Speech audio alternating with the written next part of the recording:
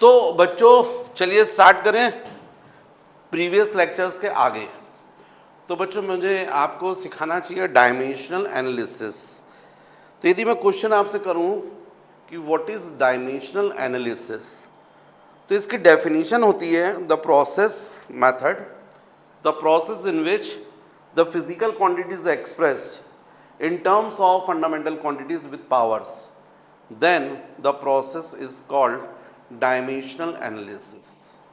मुझे मालूम है यह डेफिनेशन सुनकर आपको बाउंस हो गई कि सर आप क्या बोल रहे हो। अरे बच्चों एकदम सिंपल, यदि हम किसी फिजिकल क्वांटिटी को, है ना, देखो पहले हेडिंग लिख देते हैं, पहले हेडिंग लिखो, अच्छे वाले कलर से लिखो, है ना, ये 2 साइडेड वाला यूज़ करो, जिसमें बैकअप में इरेज कर लो तो क्या होगा, दिक्कत नहीं होगी, इसको मिटा दो। Dimensional analysis, dimensional analysis. तो डायमेंशनल एनालिसिस क्या है बच्चों, क्या डेफिनेशन बोल रहे हैं हम लोग, the process in which the physical quantities expressed in terms of fundamental quantities with powers, then the process is called dimensional analysis.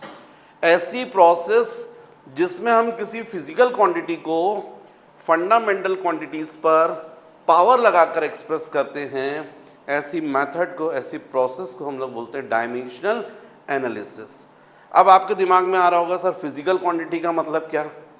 अरे ढेरों, फिजिकल क्वांटिटी का मतलब एरिया फिजिकल क्वांटिटी है, volume, density, speed, velocity, acceleration, force, work, power, बहुत सारी, ढेर सारी हैं, अभी अपन देखने वाले हैं। यदि इन फिजिकल क्वांटिटीज़ को हम फंडामेंटल क्वांटिटी जो हमने एसआई सिस्टम में देखा है ना, मास, लेंथ, टाइम, टेम्परेचर, है ना, वो सब, वो भी हो सकता है, अभी तो केवल 3 ही बताई है। जब उस फॉर्म में हम लोग एक्सप्रेस करते, फंडामेंटल क्वांटिटीज़ पर पावर लगाकर शो करते हैं, ऐसी मेथड को हम लोग बोलते हैं डायमेंशनल एनालिसिस। अब यहां पर बच्चों ये जो पावर दिख रही है ना, ए बी सी, इनको यहां पावर नहीं बोलते हैं, डायमेंशन बोलते हैं। A is called dimension of mass. A क्या होता है, dimension of mass, dimension of mass, length and time respectively. समझ में आ रही बात। यहां पर ए क्या है, डायमेंशन ऑफ मास, बी क्या है, डायमेंशन ऑफ लेंथ, सी क्या है, डायमेंशन ऑफ टाइम। और ये जो राइट हैंड साइड पे लिखा है ना, m to the power a, l to the power b, t to the power c, इसको बोलते हैं अपन dimensional formula, dimensional formula of x। इसको क्या बोलते हैं राइट हैंड साइड को, x जो फिजिकल क्वांटिटी उसका डायमेंशनल फॉर्मूला। और जब ये ऐसा पूरा लिखते हैं अपन, x is equal to m to the power a, l to the power b, t to the power c, मतलब जिसमें लेफ्ट हैंड साइड भी और राइट हैंड साइड भी, तो ऐसा तो इक्वेशन होता है, तो इसको अपन क्या बोलते हैं, डायमेंशनल इक्वेशन। क्या बोलते हैं, डायमेंशनल इक्वेशन। तो एकदम सिंपल सी बात है कि यदि फिजिकल क्वांटिटी को अपन फंडामेंटल क्वांटिटीज पर पावर लगाकर एक्सप्रेस करते हैं, इस मेथड को अपन बोलते हैं डायमेंशनल एनालिसिस। पावर्स जो हैं उनको बोलते हैं डायमेंशंस। जैसे मास के ऊपर पावर है तो वो मास की डायमेंशन कहलाएगी, लेंथ के ऊपर जो पावर है वो लेंथ की डायमेंशन कहलाएगी, टाइम के ऊपर जो पावर है वो टाइम की। कोई पर जरूरी नहीं कोई फिजिकल क्वांटिटी केवल एमएलटी 3 ही के बारे में, नहीं, आपने तो फंडामेंटल क्वांटिटी बहुत सारी पढ़ ली ना, 7 पढ़ ली है, वो भी हो सकती है, टेम्परेचर भी हो सकता है, आएंगी ऐसी फिजिकल क्वांटिटी, करंट भी हो सकता है। आपने फंडामेंटल क्वांटिटी कौन कौन सी पढ़ी, mass, length, time, temperature, current, luminous intensity and amount of substance, किसी भी फॉर्म में हो सकता है डायमेंशनल फॉर्मूला। मेरे ख्याल से बात समझ में आ गई बच्चों, राइट। अब बच्चों ये जो आपने पढ़ा है इसको अपन थोड़ा एप्लीकेशन देखते हैं। तो एप्लीकेशन देखने के लिए पहले सिंपल आप समझिएगा, मैं यहाँ पर कुछ टेबल बना रहा हूँ इसमें सबसे पहले मैं यहाँ लिख रहा हूँ सीरियल नंबर, है ना। थोड़ा सा ज़रूरी ये है कि ये, तो ये सीरियल नंबर मैंने डाला, ये ऐसा सीरियल नंबर पे अपन करते हैं। फिर सेकंड जो है वो अपन लेते हैं, सीरियल नंबर हो गया, और यहाँ पर फिजिकल क्वांटिटी, ये आ जाएगा फिजिकल क्वांटिटी के लिए। नेक्स्ट बच्चों, फिजिकल क्वांटिटी के बाद मैं बताने वाला हूँ आप लोग को रिलेशन, तो ये आ जाएगा रिलेशन, यहाँ पर आ जाएगा रिलेशन। फिर नेक्स्ट यहाँ पर कर लेंगे अपन कैलकुलेशन, और लास्ट में अपन लिख लेंगे डायमेंशनल फॉर्मूला। तो इस तरीके से डिफरेंट कॉलम मैं बना रहा हूँ यहाँ पर। चलिए, तो सीरियल नंबर अभी आप लोगों को कुछ नहीं करना है, केवल आप समझिएगा यहाँ पर फिजिकल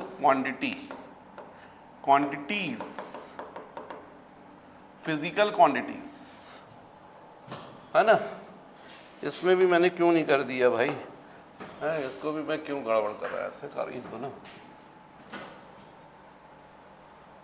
ये ठीक है। तो ये हो गया। अब यहां मैं बता रहा था आपको रिलेशन, यहां मैं बता रहा हूं आपको कैलकुलेशन, और लास्ट में बता रहा हूं डायमेंशनल फॉर्मूला। अब जैसे सीरियल नंबर में मैंने, आप लोग कुछ मत करो अभी, केवल समझो। जितने बच्चे वीडियो से भी पढ़ रहे केवल समझो, सुनो, केवल देखो, लेकिन नॉर्मल स्पीड में पढ़ो बच्चों। वो डबल की स्पीड हो, 1.5 की स्पीड बंद कर दो, 1.25।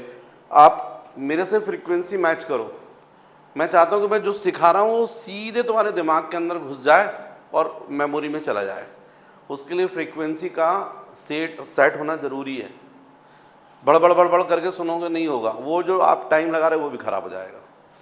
देखो सीरियल नंबर, फिजिकल क्वांटिटी, तो फर्स्ट जो फिजिकल क्वांटिटी मैंने डिसाइड की है, सपोज एरिया।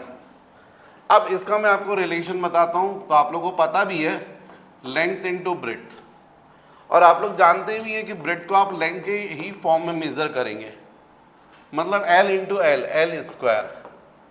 इसका मतलब एरिया जो है वो मास पर डिपेंड नहीं करता है और टाइम पे भी नहीं। तो डायमेंशनल फॉर्मूला आएगा m0 L square T0। Minimum हम लोग को ये तीन फंडामेंटल क्वांटिटी तो लिखनी है, मास, लेंथ और टाइम। लेकिन प्रॉब्लम ये है कि यहाँ मास नहीं है, टाइम भी नहीं है, तो मास की डायमेंशन कितनी कर दो, 0, और टाइम की भी कितनी, 0, केवल क्या रहेगा, L स्क्वायर। अब जैसे सपोज मैंने बोला सेकेंड नंबर पर मैं बोल रहा हूँ वॉल्यूम। अब सबको फॉर्मूला पता तो है आप लोगों को, length into breadth into height, मतलब क्या करोगे, L इंटू एल, तो क्या आएगा, L क्यूब। तो डायमेंशनल फॉर्मूला क्या बोलोगे, m0 L cube T0, right.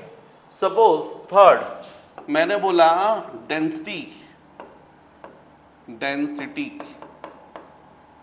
तो डेंसिटी क्या होता है बच्चों, मास अपॉन वॉल्यूम।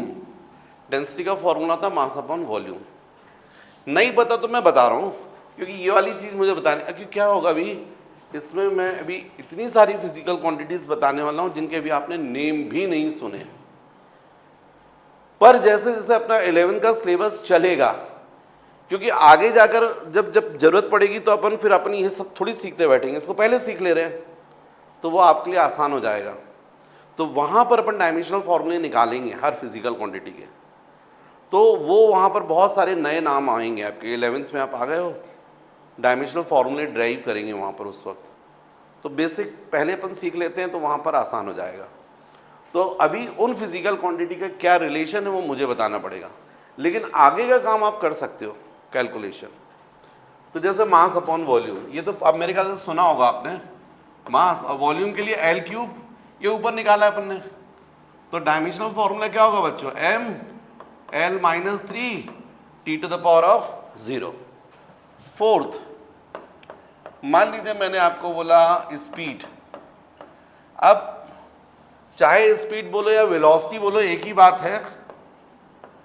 वैसे तो सही मायने में दोनों में फर्क है। स्पीड स्केलर होती है और वेलोसिटी वेक्टर होती है। स्पीड होता है डिस्टेंस अपॉन टाइम और वेलोसिटी होता है डिस्प्लेसमेंट अपॉन टाइम। पर बहुत डिटेल में मैं समझाऊंगा आपको मोशन इन वन डायमेंशन जब पढ़ाऊंगा तब। अभी तो आप ये मान के चलो चाहे डिस्टेंस हो चाहे डिस्प्लेसमेंट आप लेंथ के फॉर्म में मेजर करोगे, इसलिए डायमेंशनल फॉर्मूले दोनों के सेम होते हैं। तो स्पीड या फिर वेलोसिटी, तो आप फॉर्मूला क्या लिख रहे हैं यहाँ पर, डिस्टेंस, रिलेशन क्या लिख रहे हैं, डिस्टेंस अपॉन टाइम। अब डिस्टेंस बच्चों आप लेंथ के फॉर्म में मेजर करोगे टाइम टी, तो इसलिए इसका डायमेंशनल फॉर्मूला क्या हो जाएगा, m0 l t minus 1। Next देखो, मान लीजिए मैंने बोला आपको एक्सेलरेशन। आप सब जानते हैं एक्सेलरेशन इज इक्वल टू क्या होता है, वेलोसिटी अपॉन टाइम। एक्चुअल में होता है change in velocity upon time. अपन देखेंगे डिटेल में, अभी तो ठीक है जो आपने सीखा उसी बेसिस पर। तो ये जाएगा L T minus 1 upon T. तो इसका डायमेंशनल फॉर्मूला क्या आएगा, m0 एल टी माइनस 2। फिर नेक्स्ट मान लीजिए मैंने बोला आपको फोर्स। फोर्स क्या होता है, मास इंटू एक्सेलरेशन। तो मास क्या होगा m और एक्सेलरेशन क्या होगा एल टी माइनस 2। तो हो जाएगा dimensional formula m l t minus 2। फिर मान लीजिए मैंने बोला आपको वर्क। तो अभी तक की तो आप लोग सब जानते ही है, वर्क आप लोगों को पता भी है, फोर्स इंटू डिस्टेंस, है ना। तो फोर्स के लिए आपको पता है, ये ऊपर निकाला आपने m l t माइनस 2 और डिस्टेंस l। तो डायमेंशनल फॉर्मूला क्या जाएगा, m l square t minus, capital M है ये, ml स्क्वायर t माइनस 2। तो आप देख रहे हैं ना, ये जो हर फिजिकल क्वांटिटी के मैंने यहाँ पर क्या निकाले, डायमेंशनल फॉर्मूले। और मास के ऊपर जो लिखा है वो डायमेंशन, लेंथ के ऊपर जो लिखा है डायमेंशन और टाइम के ऊपर। एक और चीज़ आपको समझ में आ रही है कि आगे जो फिजिकल क्वांटिटी है उनके डायमेंशनल फॉर्मूले जो प्रीवियस फिजिकल क्वांटिटी उनके डायमेंशनल फॉर्मूले पर डिपेंड कर रहे हैं। मतलब यदि पिछला वाला यदि आप गलत करोगे तो आगे का भी गलत हो जाएगा। तो बड़ा केयरफुल होकर आपको करना है। अभी तो मैंने आपको 7 लिखे हैं, समझाया है कॉन्सेप्ट। अब मैं दे रहा हूं आपको वर्क, तो अभी मैं 45 लिखवाने वाला हूं इसके आगे। वो सब जो है वो तुम लोग मुझे करके दोगे क्योंकि मैंने सिखा लिया है, राइट। तो फिलहाल जो है बच्चों इसको कॉपी करो, उसके बाद फिर मैं आपको वर्क देता हूं।